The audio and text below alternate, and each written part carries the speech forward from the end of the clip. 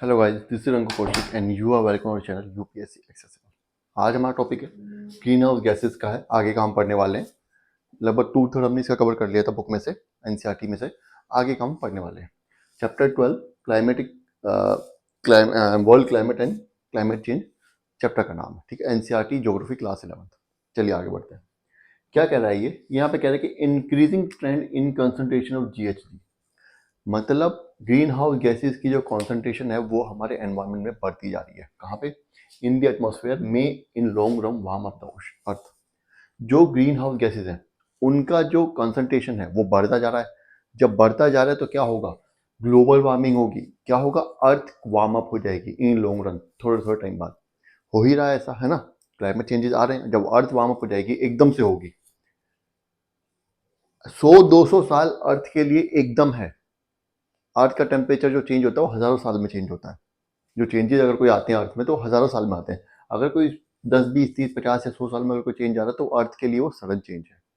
तो sudden change हमारे लिए लॉन्ग रन में है 100 ईयर्स, उसके लिए सडन चेंज है अर्थ में। तो क्या होगा? एकदम से वार्म अप हो जाएगा। Once the global warming sets in it will difficult to reverse it. एक बार ग्लोबल वार्मिंग स्टार्ट हो गई, अगर एक बार उस लेवल पे पहुंच गए कि हाँ बिल्कुल एकदम ग्लेशियर वगैरह सब मेल्ट हो गए हैं, सब कुछ होना स्टार्ट हो गया है, जो बोल रहे जो डेंजरस जो लेवल है, जो होता है ना खतरे का निशान होता है ना, वहां पे अगर एक बार ग्लोबल वार्मिंग स्टार्ट हो गई तो उसके बाद फिर उसको रिवर्स नहीं कर सकता कोई भी। हमारे बस की अभी नहीं हो पा रही रिवर्स। अभी तो सिर्फ 1.6 डिग्री बढ़ा है ना टेम्परेचर। अगर मान लो ये 3 या 4 तक पहुंच जाए, एवरेज टेम्परेचर जो है इंक्रीज होकर के, जो कि 15 से 18 तक पहुंच जाए, 17 तक पहुंच जाए, तो हमसे नहीं हो पाएगा। ये 1.6 ही कम नहीं हो पा रहा हमसे। 3-4 कहाँ से कम करेंगे हम? बढ़ना ही है उसके बाद तो। One thing leads to another. एक चीज कड़ी दूसरी कड़ी से जुड़ती है और टेम्परेचर और जरा बढ़ता चला जाता है। ठीक है। The effect of global warming may not be uniform everywhere. Global warming के इफेक्ट जो हर जगह एक जैसे नहीं होते। अब जो क्या होता है, जो कंट्रीज टेम्परेट रीजन में रहती हैं उनको ग्लोबल वार्मिंग का इतना ज़्यादा इम्पैक्ट नहीं पड़ेगा, दिखता अभी नहीं दिख रहा उनको। जो लोग सी लेवल से ऊंचाई पे रह रहे हैं, ये सी लेवल है, वही लोग यहाँ रह रहे हैं। अगर सी लेवल थोड़ा बहुत बढ़ भी गया 1 फीट 2 फुट तो इनको क्या फर्क पड़ रहा है? नहीं पड़ेगा। लेकिन जो इंसान सी लेवल से सिर्फ कुछ इंचेस ऊपर रह रहा है उसका क्या हो रहा? उसकी तो पूरी लैंड ही डूब डूब जाएगी, है ना? तो हर जगह एक जैसा नहीं है, लेकिन ऐसा है नहीं कि कल को इसको इम्पैक्ट नहीं करेगा, इसको भी इम्पैक्ट करेगा किसी और तरीके से। rise in sea level due adversely nevertheless the adverse effect due to global warming will adversely affect the life supporting system। हमें ऐसा लग रहा है कि ग्लोबल वार्मिंग का जो इम्पैक्ट है हर जगह अलग अलग है, लेकिन जो इम्पैक्ट इसका पड़ने वाला है वो लाइफ सपोर्टिंग सिस्टम, जैसे कि एटमॉस्फेयर में पड़ेगा, पॉल्यूशन हो गया, पानी का लेवल सब जगह बढ़ जाएगा। जब ग्लेशियर ही मेल्ट हो जाएंगे तो फिर वो साइकिल, हाइड्रोलॉजिकल साइकिल टूट जाएगी। कैसे होगी बारिश आगे जा करके, है ना?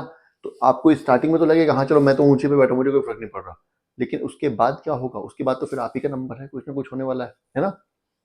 Rise in sea level due to melting glacier. अगर ग्लेशियर मेल्ट करेंगे तो पानी कहाँ जाएगा? समुद्र में जाएगा, सी लेवल बढ़ेगा। And ice caps and thermal expansion of sea. देखो सिर्फ ग्लेशियर मेल्ट होने से सी लेवल नहीं बढ़ेगा। सी का जब क्या होगा, जब सी गर्म होगा, अर्थ का एवरेज टेम्परेचर बढ़ा तो सी का भी तो एवरेज टेम्परेचर बढ़ेगा। तो क्या होगा? पानी एक्सपेंड होगा कि नहीं होगा? जब टेम्परेचर बढ़ता है तो वाटर एक्सपेंड्स, हमें पता है सबको, है ना? तो उससे भी सी लेवल और ज़्यादा बढ़ जाएगा। May inundate large parts of coastal area and islands leading to social problems. क्या होगा इससे? जो लार्ज पार्ट्स हैं सोशल एरियाज के वो डूब जाएंगे और सोशल प्रॉब्लम्स होंगी। वहाँ जो रहने वाले लोग हैं वो क्या करेंगे?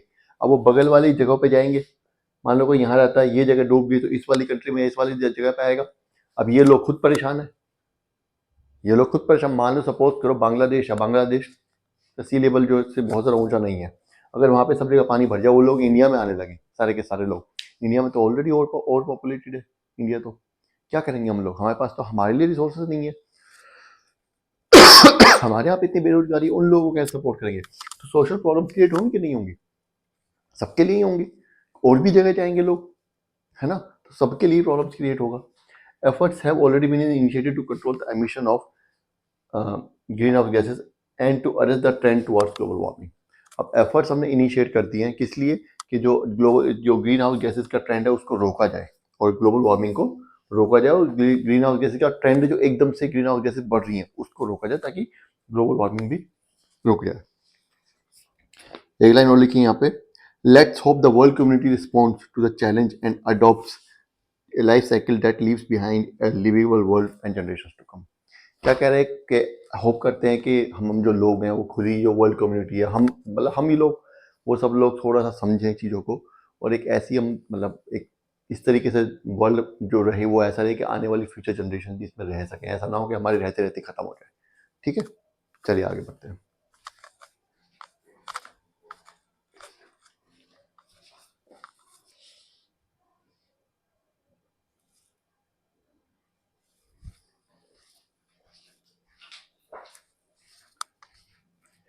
चलिए आगे बढ़ते हैं। आगे क्या कह रहा है ये कि टेम्परेचर डेटा के बारे में बात कर रहा है। देखो क्या हुआ, जैसे जैसे टेक्नोलॉजी डेवलप होने लगी, जब टेक्नोलॉजी डेवलप होने लगी तो हमें टेम्परेचर कितना, हर दिन का हमने टेम्परेचर निकालना स्टार्ट कर दिया, रिकॉर्ड उसका रखना स्टार्ट किया।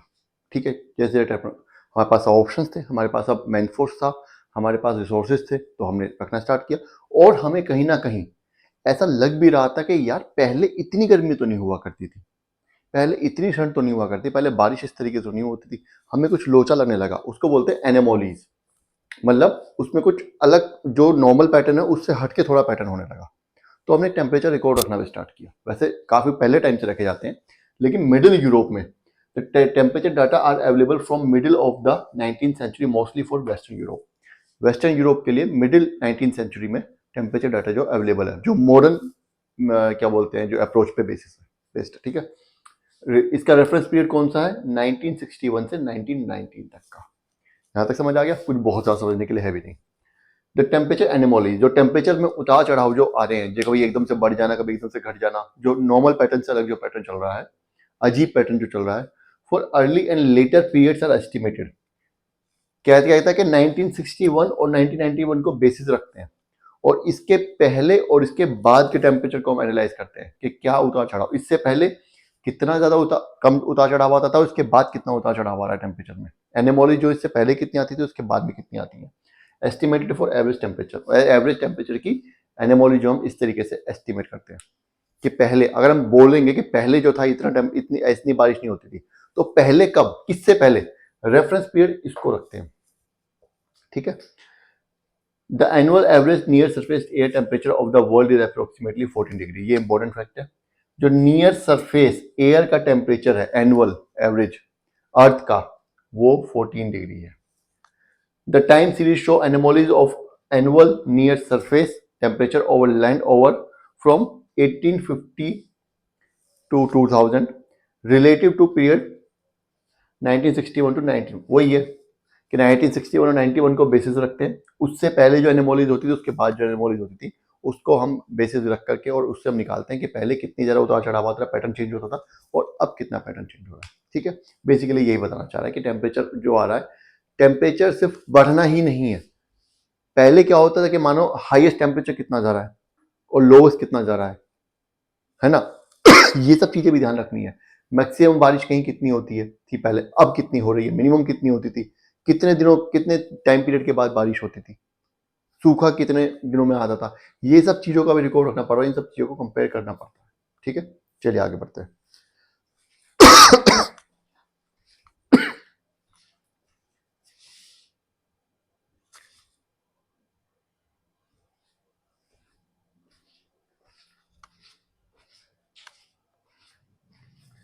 चलिए, टेम्परेचर बढ़ रहा है इसकी बात तो हम कर रहे हैं, लेकिन टेम्परेचर बढ़ने से रिलेटेड डेटा के बारे में एक बार देख लेते हैं। क्या कह रहा है ये कि the increasing trend in temperature was discerning in 20th century.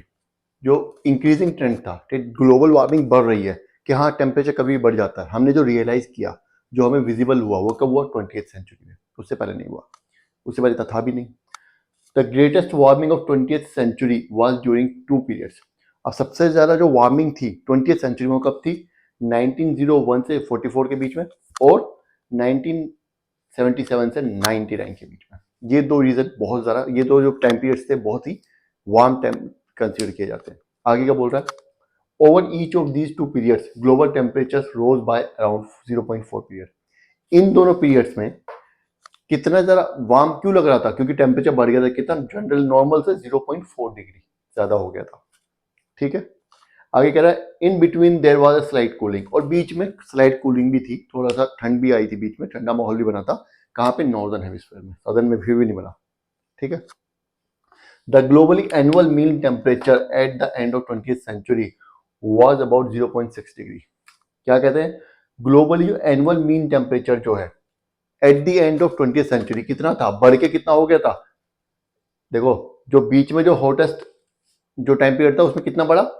0.4 degree. लेकिन 20th सेंचुरी का एंड आते आते एनुअल टेम्परेचर बढ़ के 0.6 डिग्री ज्यादा हो गया। समझ रहे हो कितना खतरनाक हो रहा है? That record at the end of 19th century. किससे ज्यादा? 0.6 डिग्री 19th सेंचुरी के एंड से ज्यादा। मतलब 1890s का जो एंड है, 1899 में जो रिकॉर्ड किया गया था उससे 0.6 डिग्री ज्यादा 1999 में रिकॉर्ड किया गया। समझ गए? The 7 warmest years were during 1856 to 2000 were recording last decade. Last decade में जितने भी 1856 से लेके और 2000 तक 7 जो सबसे ज्यादा गर्म जो ईयर्स हैं वो 20th सेंचुरी के लास्ट डिकेड में, मतलब लास्ट डिकेड, पिछले जो शताब्दी हमारी गई है, पिछले मतलब 10 साल गए दशक, उसमें नोटिस किया गया है। समझ रहे हो?